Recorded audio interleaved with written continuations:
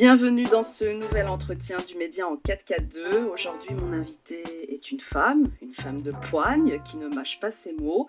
Et je suis très heureuse de la recevoir. Il s'agit de Martine Vonner. Bonjour. Bonjour Kate.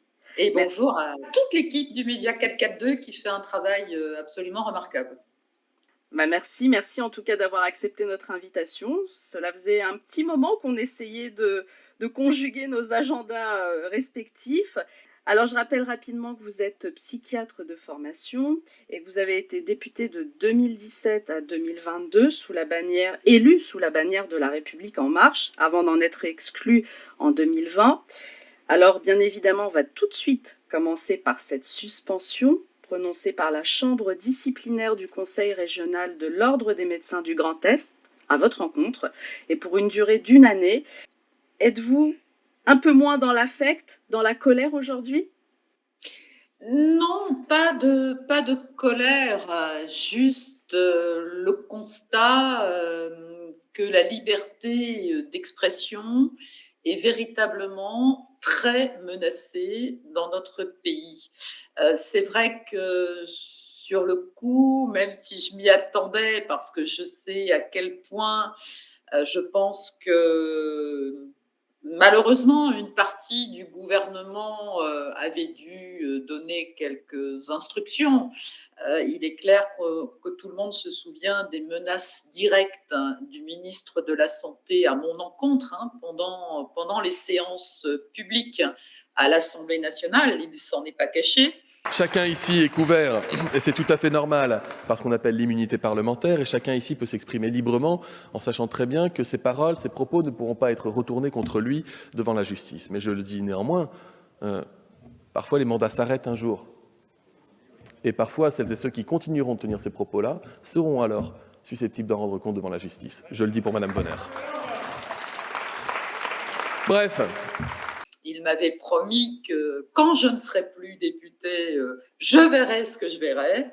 Et en effet, ce qu'il faut bien remettre en question aujourd'hui, c'est ce déport au niveau des ordres juridictionnels professionnels.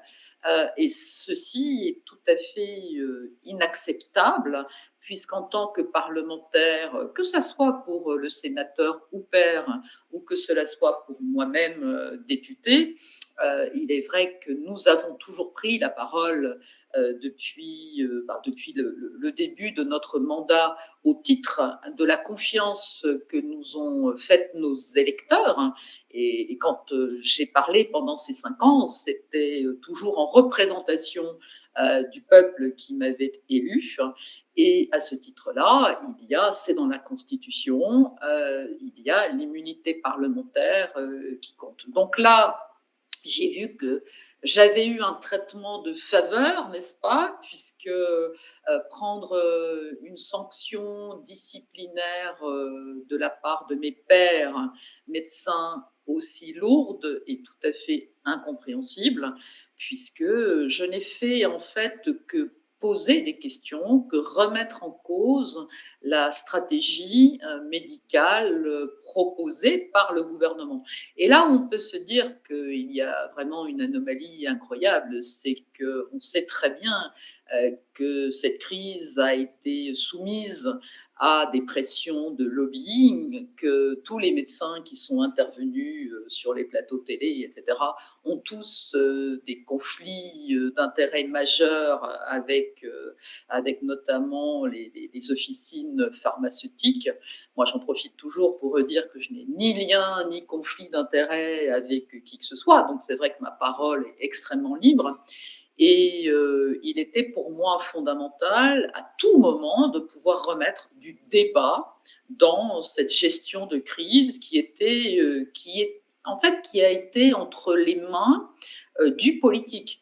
Mais rappelons peut-être que cette décision, cette suspension intervient suite à notamment 2 plaintes qui ont été déposées par le collectif No Fake Med et que vous reproche-t-on au juste et qui est exactement ce collectif ? Il y a des médecins, mais il y a bien d'autres professions, des gens qui ont décidé depuis quelques années de s'ériger le droit de juger quelle est la bonne médecine et quelle est une médecine qu'il faut condamner. Je dis il y a quelques années parce qu'ils se vantent sur leur site internet d'avoir fait dérembourser l'homéopathie. Ils ont, ça date de 2018. Ils ont aussi l'outrecuidance de faire un classement des universités, des facultés de médecine en France. Alors moi, j'étais très contente parce que j'avais vu que la faculté de médecine de Strasbourg, où j'ai fait toutes mes études, était en top one. Et bien non, il faut comprendre que justement, c'est à leurs yeux la moins bonne université puisqu'elle donne encore elle a une approche, on va dire, autour de la médecine holistique. Elle parle d'anthroposophie, il y a des cours d'homéopathie, d'acupuncture. Donc ça, pour eux, c'est vraiment à bannir totalement.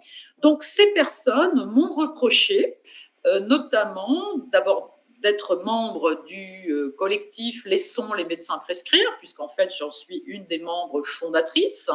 Et à ce titre-là, sur les réseaux sociaux, j'ai pu partager, en effet, des informations scientifiques, partagées donc qui venaient du collectif puisque c'était décidé en commun.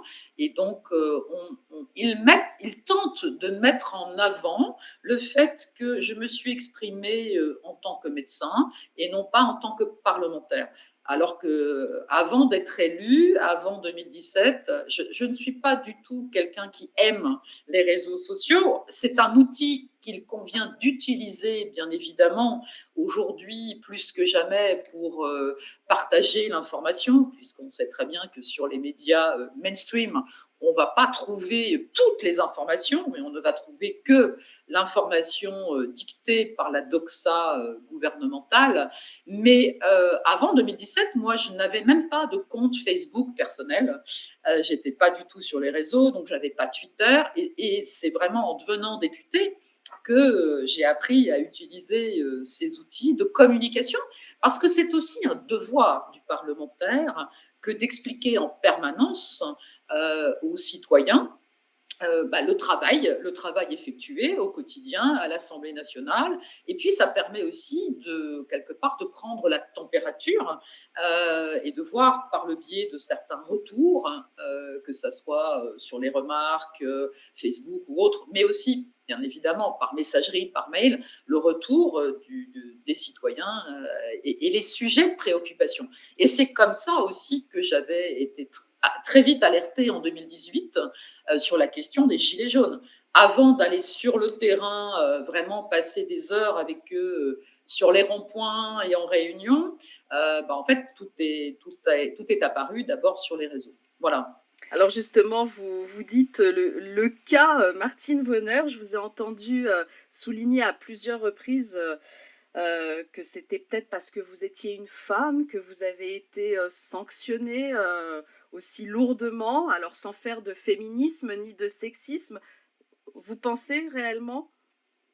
Alors je pense que ça peut être un élément. Vous savez, je crois qu'on est face à un puzzle. Il y a différentes pièces. Je pense que être une femme en politique, là, je prends de la distance par rapport je dirais, aux plaintes. Mais quand on est une femme en politique, en effet, on est jugé sur l'apparence, sur la coiffure. Combien de fois on m'a dit, mais va donc chez le coiffeur. Voilà, ce qu'on ne ferait jamais, je crois, vis-à-vis d'un homme. Donc ça, c'est très primaire, malheureusement, mais il faut faire avec. Et je pense qu'on a plus d'énergie à déployer pour démontrer qu'on a réellement des choses à dire et qu'on est capable de se battre à armes égales vis-à-vis de la jante masculine. Voilà. Mais je suis pas une féministe non plus à tout craint. Par contre, c'est pas parce que je suis une femme que j'accepterais de passer au second plan. Et voilà. Et donc égalité à tous les niveaux. Vous avez débuté votre mandat de député en 2017, on l'a dit tout à l'heure, avec le groupe parlementaire de la majorité. Alors vous étiez convaincu, j'imagine, par les idées et le combat. Comment trouve-t-on le courage de défier tout un groupe auquel vous apparteniez et encore plus tout un gouvernement ? Alors, peut-être parce que, d'abord, j'ai un âge certain. J'ai 58 ans, donc quand j'ai commencé mon mandat, j'avais 53 ans, mais j'avais quand même déjà un grand parcours professionnel derrière moi, avec des moments où j'ai managé plus de 1000 personnes, des moments où j'ai dû prendre des décisions très lourdes. Donc, en fait, quand il s'agissait en groupe politique, en réunion de groupe qui se tenait toujours les mardis matins, quand il s'agissait de prendre la parole devant 300 personnes, moi, ça m'a jamais ni fait peur, ni empêché de défendre mes idées. Et très très vite, j'ai vraiment été déçue parce que alors, on me dit souvent que j'ai sans doute été trop naïve. Oui, je n'avais jamais fait de politique. Et ce projet vendu, très bien vendu par une communication, on le sait aujourd'hui, déjà portée par McKinsey, cette com ni de droite ni de gauche, un projet présidentiel qui était attractif. Moi, je n'ai pas eu le moindre mal de le vendre pendant la campagne législative de 2017, parce que avoir une économie très forte en France pour continuer à accompagner sur le plan social des personnes en situation de vulnérabilité, j'allais dire, c'était tout mon ADN. Donc vraiment, ça me correspondait bien. Mais très très vite, dès la fin 2017, début 2018, je me suis aperçue qu'on s'éloignait très clairement de ce qui avait été présenté comme projet. Et il y a eu, on peut se souvenir, quelque chose de très symbolique, mais le glyphosate, pour moi, c'était important. J'avais une circonscription très agricole. Et j'étais en discussion avec les agriculteurs. Je savais qu'eux-mêmes déjà faisaient de gros efforts pour diminuer. Et on avait, encore une fois, promis l'arrêt du glyphosate au bout de 3 ans, donc fin 2020, début 2021.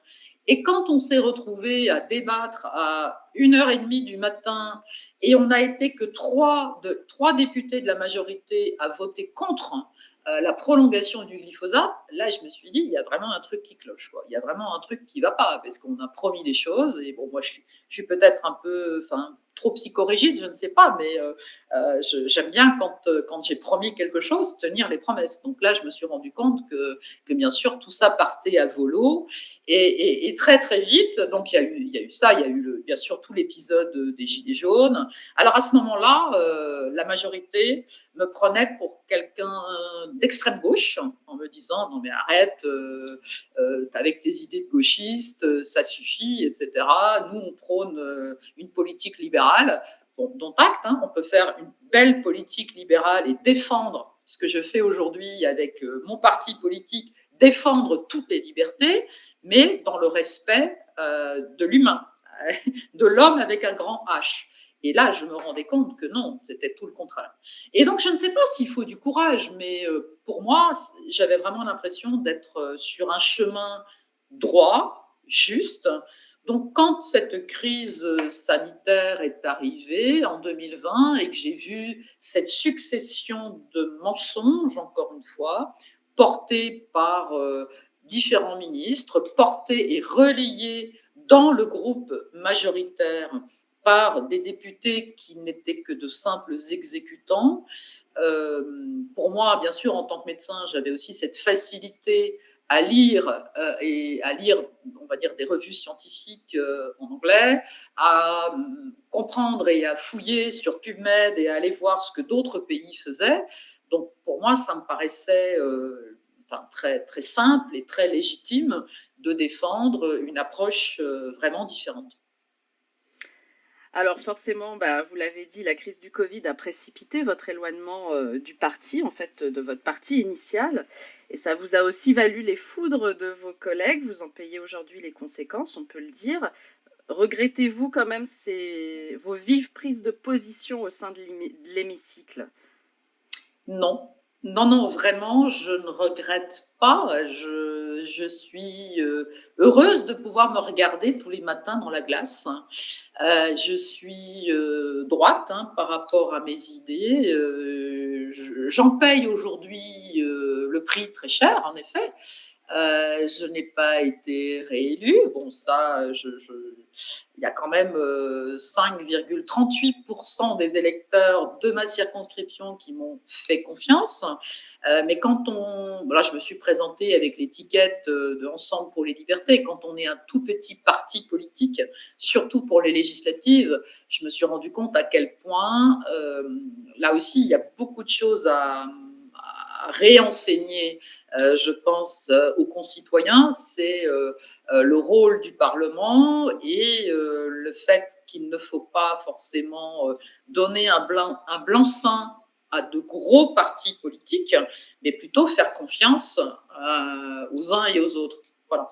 Bon, mais je respecte complètement, j'ai toujours respecté le choix du peuple, donc je respecte complètement le choix, et donc je n'ai pas été réélue. Mais c'est vrai qu'aujourd'hui, je ne suis pas élue. Aujourd'hui, je fais aussi partie d'une catégorie professionnelle qu'on appelle les soignants suspendus.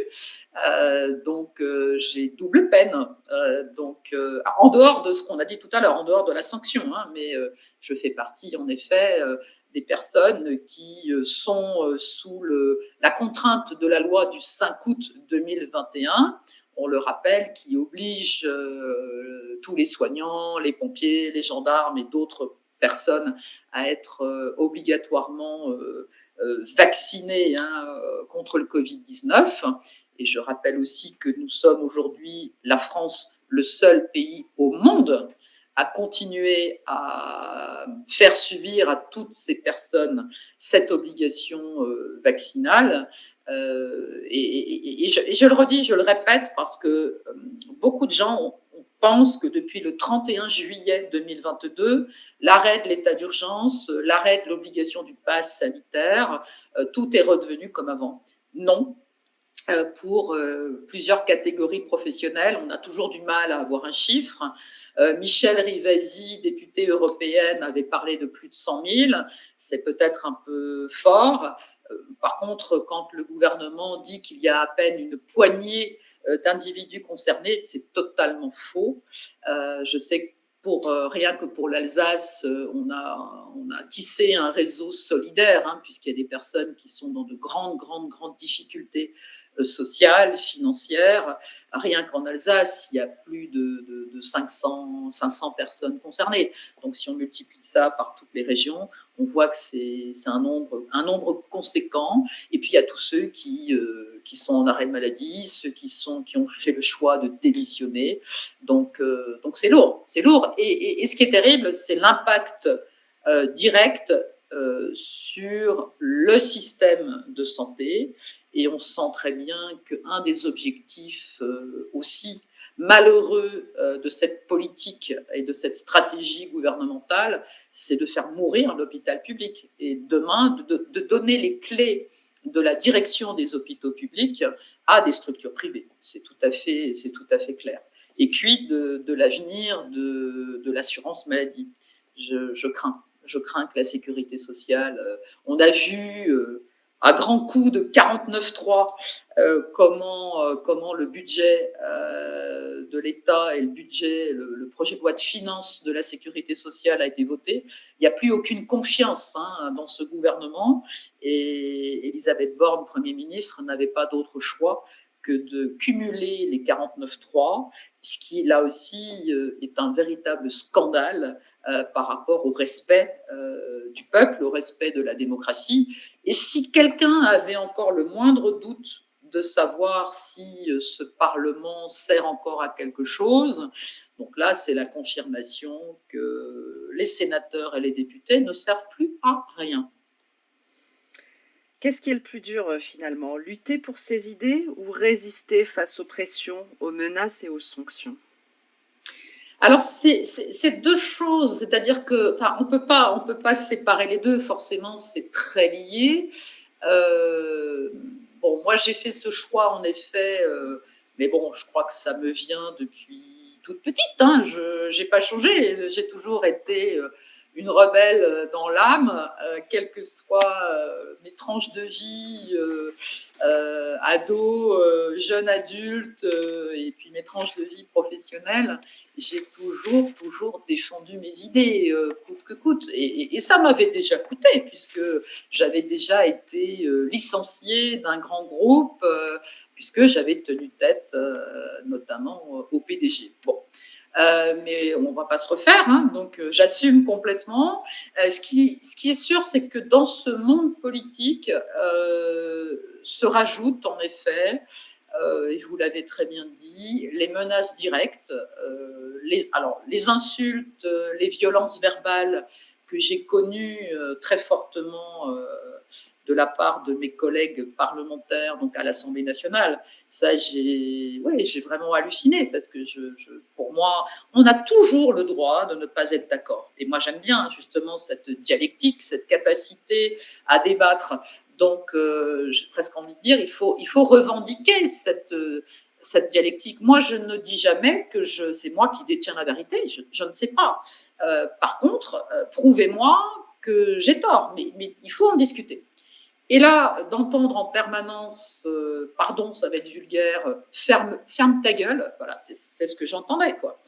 Je dis, mais c'est pas possible. On est dans cette belle maison du peuple dont la légitimité, dont l'objectif est justement de faire circuler la parole et d'apporter des idées différentes. Et là, ça a été difficile.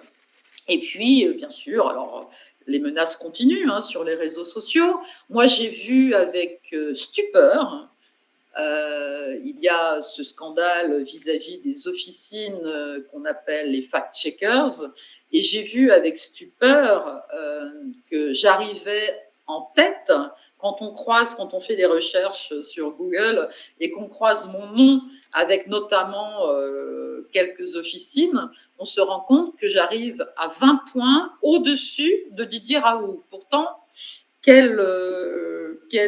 j'allais dire, on a parlé de Didier Raoult dans cette crise, il était aussi quelque part l'homme à abattre, et je pensais vraiment qu'il était en tête de liste. Et bien pas du tout, c'est moi. Donc je n'en retire absolument aucune fierté, c'est absolument terrible. Mais voilà, aujourd'hui, on doit faire face à ça. Donc quand on est une femme publique comme moi, ben, oui, je dois faire avec. Je ne me cache pas derrière mon petit doigt en criant avec des cris d'orfraie que c'est absolument terrible. Mais ça montre à quel point aujourd'hui il y a une forme de déviance. On n'a plus de journalistes d'investigation. On a en effet des personnes qui obtiennent des agréments, je ne sais pas comment, en très peu de temps, et qui surtout travaillent main dans la main avec l'agence France Presse, qui passe des commandes, qui passe des contrats, et voilà. Alors ces dernières semaines, vous avez beaucoup parlé de chasse aux sorcières, et c'est un peu... on va dire, il y a des attaques aussi qui visent des confrères qui sont un peu moins médiatisés. Vous l'avez dit en tout début. On a eu le cas du docteur Éric Loridan. Tout récemment, il y a eu une pharmacienne lyonnaise qui est convoquée devant le Conseil de l'Ordre des pharmaciens pour une affiche. Le Média en 442 en a fait un article d'ailleurs. Alors on voit bien qu'on met beaucoup d'énergie en fait à cibler des gens, pour peut-être quoi? Leur discours, leur liberté de parole, c'est quoi? Là, clairement, oui, c'est du jamais vu. C'est du jamais vu. Autant de confrères, et j'inclus bien sûr les pharmaciens et autres, et même, il y a des universitaires. Je pense au professeur René Chiche, qui est convoqué aussi devant l'éducation nationale. Enfin, c'est vraiment du jamais vu, mais qui est l'expression, encore une fois, d'une société qui va mal. Je crois que la France a toujours été fière de rappeler qu'on était la société des Lumières, mais les Lumières... Pardon, j'ai failli faire un mauvais jeu de mots. On sait qu'on va avoir des coupures de courant, mais là, on y est déjà complètement, quoi. Il n'y a plus de lumière en matière de pensée. Et tous ces confrères qui, pour certains, ont soigné, qui, pour certains, ont, malgré toutes les interdictions, fait des visites à domicile, qui, pour certains, mettent en avant aujourd'hui l'observation clinique des effets secondaires à mettre en lien vraisemblablement avec cette vaccination. Je vais rester prudente, c'est toujours très compliqué parce que pour faire un vrai travail justement de mise en lien, il faudrait faire de véritables enquêtes de pharmacovigilance. Or, aujourd'hui, on a vu tous ces vaccinodromes qui se sont déployés. Les personnes qui ont été n'ont jamais signé des consentements libres et éclairés, n'ont pas été informées de la balance bénéfice-risque. Ils n'ont pas fait un choix consenti et surtout, ils ne sont pas suivis parce que la plupart, pour certains, ce ne sont pas les médecins traitants qui ont fait cette injection. Donc, le suivi après est très compliqué. Quand on veut déclarer un effet secondaire sur le site de l'Agence nationale de sécurité du médicament, c'est juste quasiment impossible. Il faut 40 à 45 minutes. Donc, les médecins traitants ne prennent pas le temps de le faire. Souvent, les personnes, encore une fois, n'ont pas forcément la bonne information du lot de vaccins qu'ils ont eu au vaccinodrome. Donc, tout ça complique énormément les choses. Et aussi, quelque chose de très important, cette Agence nationale de sécurité du médicament qui voit aujourd'hui une explosion de déclarations, malgré toutes les difficultés, et on sait qu'il y a à peine 10% des effets déclarés, mais malgré ça, il y a une explosion, c'est du jamais vu. Ils ne se sont pas vus renforcer leurs équipes.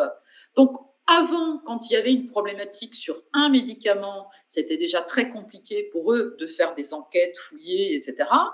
Et alors aujourd'hui, c'est totalement mission impossible.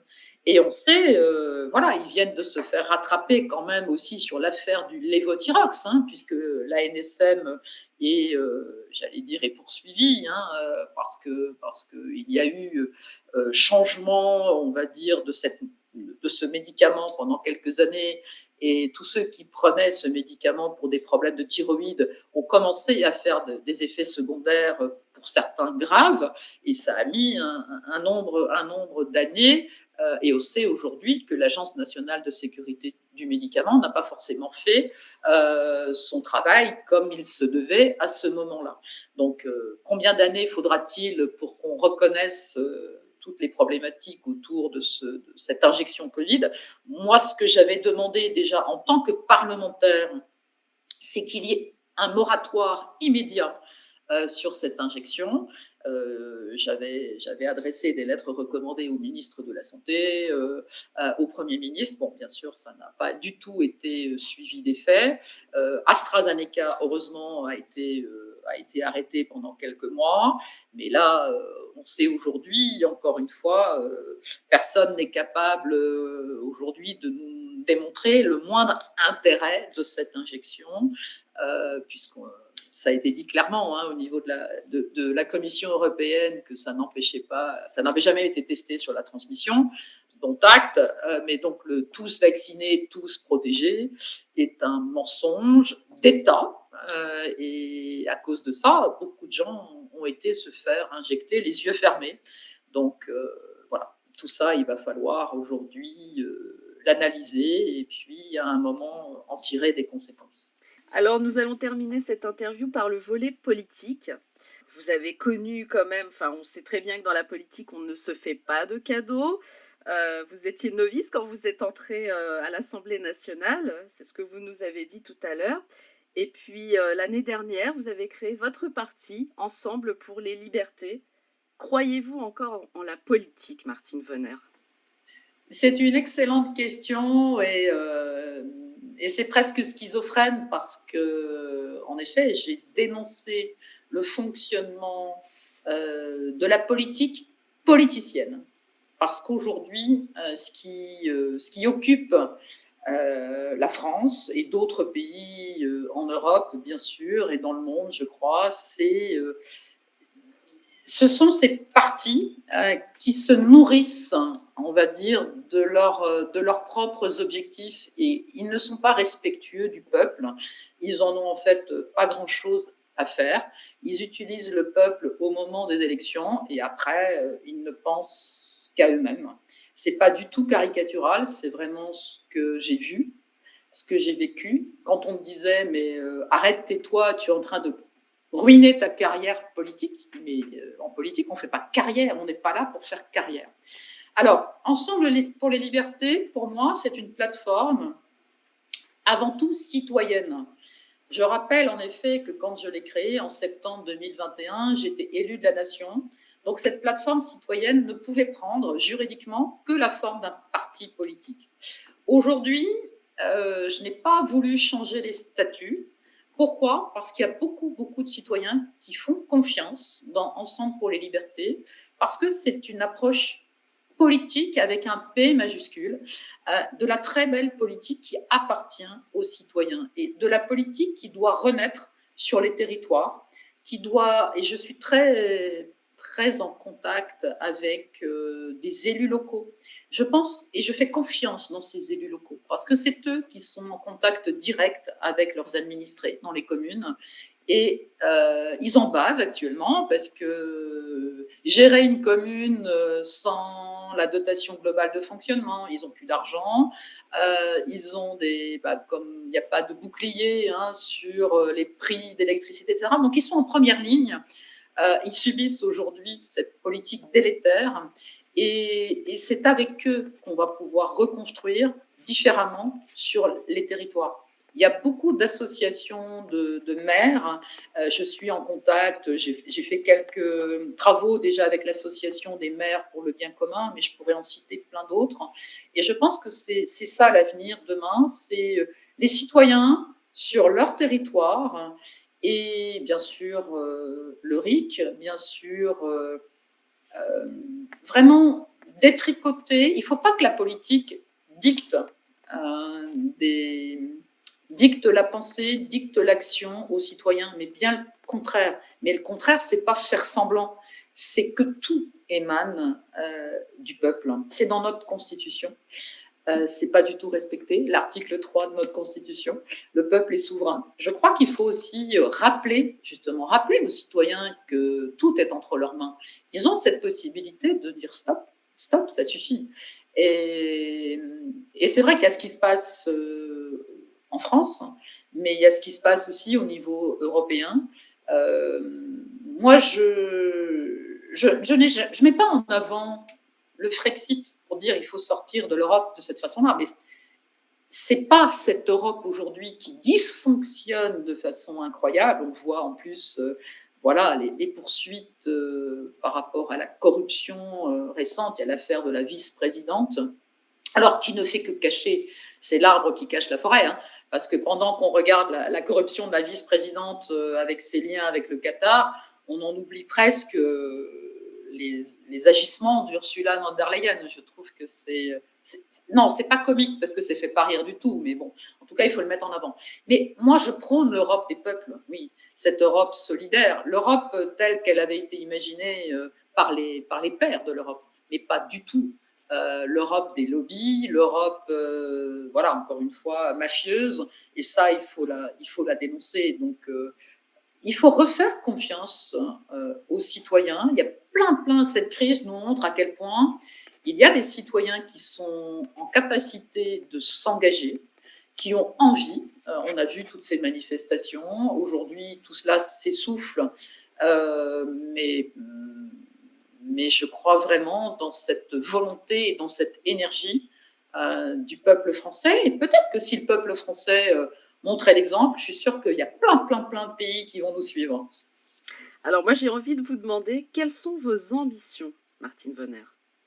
Alors, ambition personnelle, aujourd'hui, pas. C'est vrai que j'ai un peu de temps. On est en pleine restructuration, même pas restructuration, en pleine structuration de ce parti politique, Ensemble pour les libertés. On a des référents sur tous les territoires. Non, mais on a besoin forcément de soutien pour continuer les actions. Et les actions sont des actions de proximité. On a nos référents locaux, on a nos référents régionaux. Et c'est vraiment... on fait de plus en plus des réunions, débats. Justement, ce que j'ai envie de mettre en place avec les élus locaux, c'est vraiment des débats citoyens c'est peut-être de nouveau des dîners républicains ou des déjeuners républicains pour qu'on puisse vraiment discuter et que les personnes comprennent réellement ce qui est en train de se passer. Donc, bien sûr, Ensemble pour les libertés s'est fait connaître par le biais de la crise sanitaire, mais aujourd'hui, on a mis en place des groupes de réflexion, des groupes d'experts sur tous les domaines, que ce soit l'énergie, que ce soit justement la question de l'Europe, que ce soit l'avenir de nos services publics, etc. Donc, tout ça, il y a plein de gens qui foisonnent d'idées et c'est une très, très belle dynamique. Donc, moi, parfois, on me dit, mais est-ce que tu te projettes sur les prochaines échéances électorales? Absolument pas, parce que je pense que vraiment, on ne peut plus faire confiance dans nos institutions. Il faut vraiment faire table rase de tout ça et reconstruire tout à fait différemment. Alors, que peut-on vous souhaiter pour l'avenir? Oh, bah écoutez, que des choses positives, que ce chemin qui a été assombri, comme on l'a dit tout à l'heure, par diverses cailloux qu'on a mis sur ce chemin.